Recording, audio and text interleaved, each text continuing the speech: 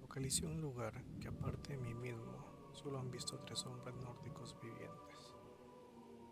No se encuentra a mucha distancia del metro, pero está a siglos de él en cuanto a espíritu se refiere. Me decidí a alquilarlo debido al extraño pozo con paredes de ladrillos que hay en la bodega.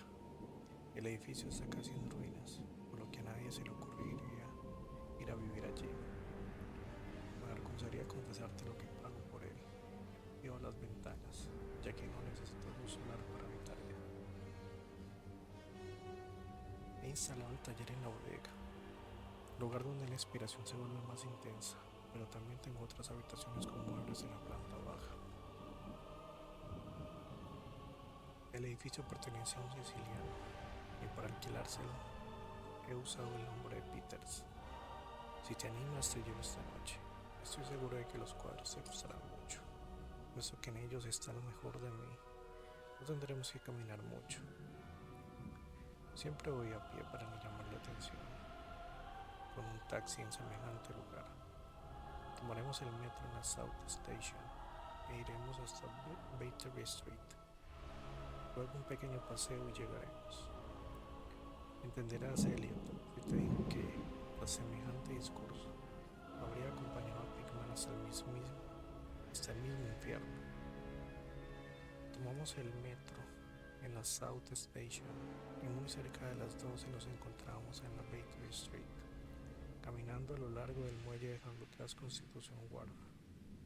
No me fijé en los cruces y no sé exactamente por dónde pasamos, pero estoy seguro de que no fue por Greenough Lane.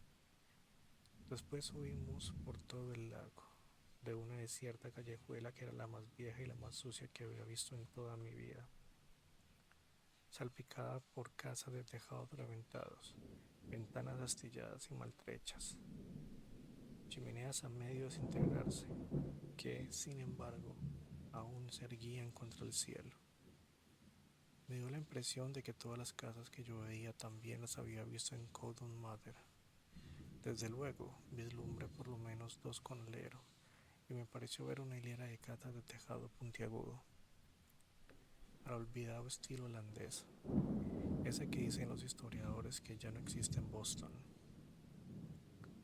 Al llegar a una esquina, mezquinamente iluminada, torcimos a la izquierda y tomamos un callejón mucho más estrecho, igualmente silencioso pero sin luz alguna. De pronto nos detuvimos y Pigman extrajo de entre sus ropas una linterna con la que proyectó un haz de luz contra una puerta antediluviana de madera tan podrida que parecía imposible que se tuviera en pie. Pigman la abrió. Pigman la abrió y me invitó a entrar en un desierto vestíbulo que aún conservaba los rastros de los que en otros tiempos supo ser un magnífico atesorado. Supo ser un magnífico artesonado de roble. Era simple, por supuesto, pero claramente indicativo de la época de Andros, Pips y la brujería. Luego me hizo franquear una puerta a la izquierda, encendió una lámpara de petróleo y me invitó a que me pusiera cómodo, como si estuviera en mi propia casa. Como sabes, Elliot, soy lo que se podría llamar un tipo duro, pero te confieso que lo que me enseñaban las paredes de aquella casa me hizo un nudo en el alma y las tripas. Eran los cuadros de Pickman, los que no, los que no podía pintar, ni mucho menos exhibir en la Newbury Street. ¿Y cómo contártelo? Vamos a tomar otra copa, la necesito. Carece de sentido que intenté escribirte aquellas telas, porque ¿cómo hacer para escribir el más terrible herético error y la más hedionda descomposición moral mediante unas simples pinceladas de color puestas sobre un plano? No se veían esas obras las técnicas sofisticadas que se advierten encima y encima, ni siquiera los paranormas o la vegetación cósmica que Clara Ashton Smith emplea para suscitar el horror. Los contornos cogían Los contornos recogían, por lo general, los desdibujados rasgos de antiguos cementerios, bosques tenebrosos, rocas linderas al mar. túneles revestidos de ladrillos, viejas habitaciones artesonadas o sencillas grietas de mampostería. El cementerio de la Copp's Hill, que seguramente nos encontraba muy lejos de donde estábamos, era el escenario predilecto. Pero las figuras del primer plano, que cebaban la locura y la deformidad, puesto que, como sabes, en la pintura de Pickman predomina el retrato satánico. Las figuras no eran del todo humanas, más bien intentaban acercarse a diversos grados de lo humano. La mayor parte de los seres, apenas bípedos, ostentaban un aire canino. Me parece verlos. Estaban ocupados en... Pues no me pidas que dé más detalles. Por lo general se llevan alimentándose. No te voy a decir en qué consistía su alimento. Algunas veces se agrupaban en cementerios o pasadizos subterráneos y de vez en cuando se disputaban su presa, o mejor dicho, su preciado botín. Y sobre todo, esa maldita expresividad que Pickman sabía insuflar en los cegados rostros del macabro botín. En algunos cuadros, las criaturas saltaban a través de una ventana abierta al corazón de la noche o anidaban en el pecho de algún ser durmiente para entretenerse con su garganta. Una de las pinturas mostraba una jauría de aquellas repugnantes criaturas aullando en torno a una bruja empalada en la Gallows Hill, cuya fisionomía tenía una notable similitud con la de los seres que la rodeaban. Pero no creas que lo que me provocó náuseas de aquellos cuadros fue su temática. No soy un niño, y bien cierto es que he visto imágenes similares muchas veces. Fueron los rostros de Elliot, aquellos rostros que parecían escapar de la tela, movidos por un hálito vital. En este mismo momento podría jurarte que estaban vivos. Dame otro trago, Elliot. Recuerdo una tela llamada La Lección. Dios santo, no sé si puedes llegar a imaginar un grupo de esos seres dispuestos en un semicírculo en un cementerio, entregados a la tarea de enseñar a un niño a alimentarse como ellos. Supongo que se trataría del final de uno de esos intercambios.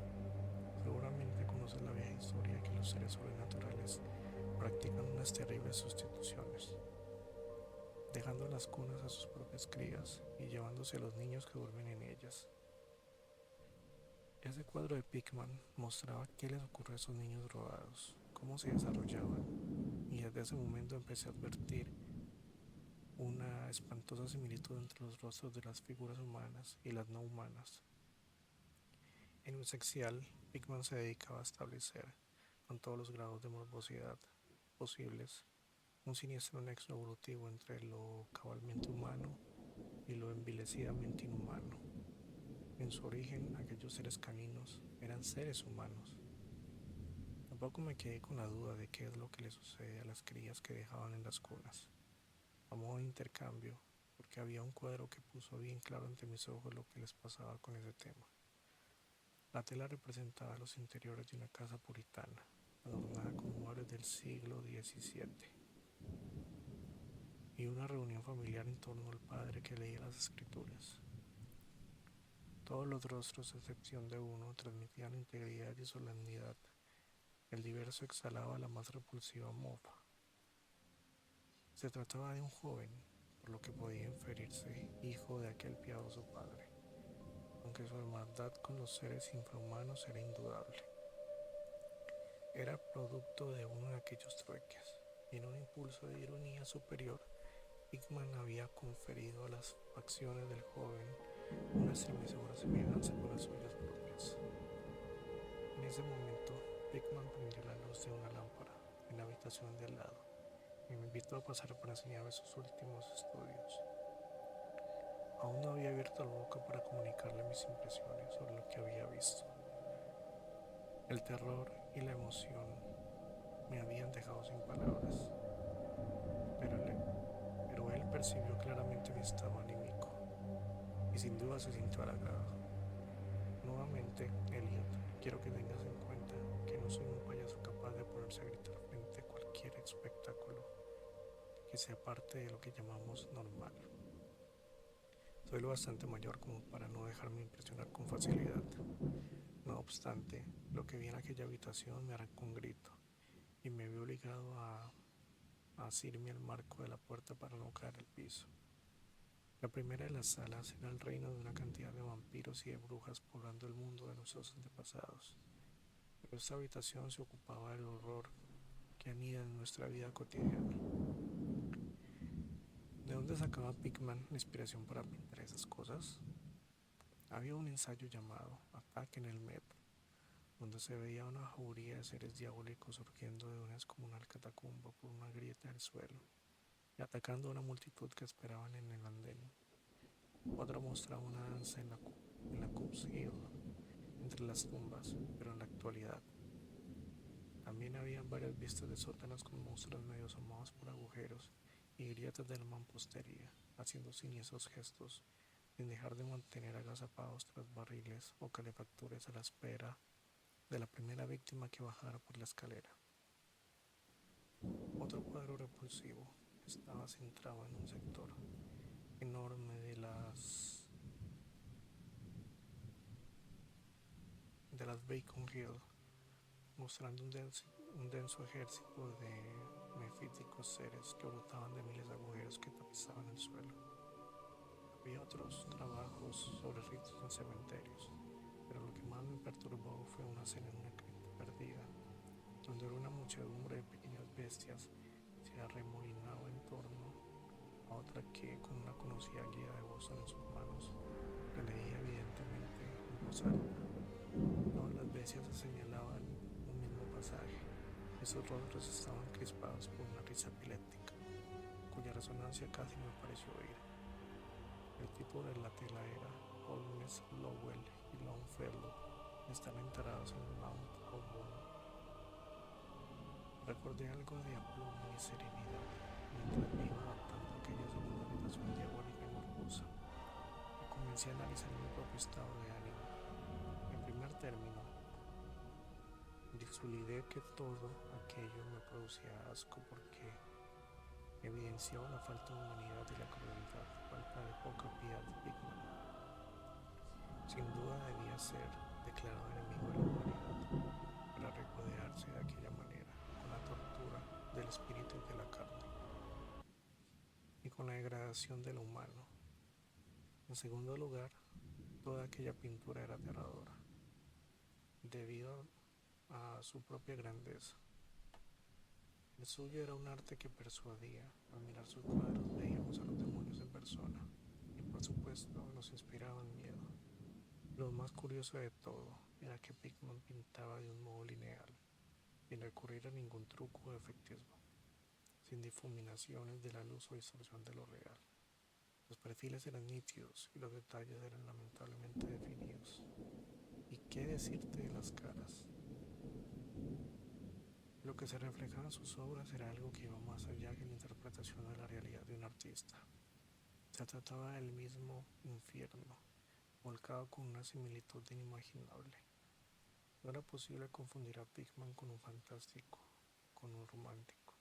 Su tarea se limitaba a reflejar un mundo terrible que él veía cristalinamente. Solo Dios puede saber dónde había capturado las heréticas formas que se veían en los cuadros. Pero fuera cual fuese el origen de sus imágenes, algo era más que evidente. En cuanto a concepción y ejecución, Pickman era un pintor realista y casi científico.